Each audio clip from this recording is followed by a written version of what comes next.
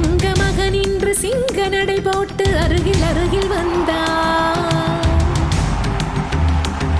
ரெண்டு புறம் பற்றி எரியும் மெழுகாக மங்கை உருகி நின்றார்.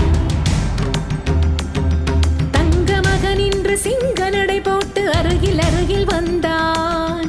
ரெண்டு புறம் பற்றி எரியும் மெழுகாக மங்கை உருகி நின்றாள்.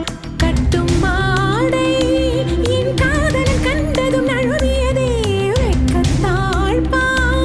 அது வேந்தனை கண்டதும் விலகியதே இரத்தத் தாமரை முத்தம் கேட்குது வா என் வாழ்வே வா.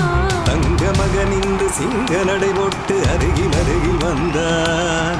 ரெண்டு புறம் பற்றி எரியும் மெழுகாக மங்கை உருகி நின்றாள்.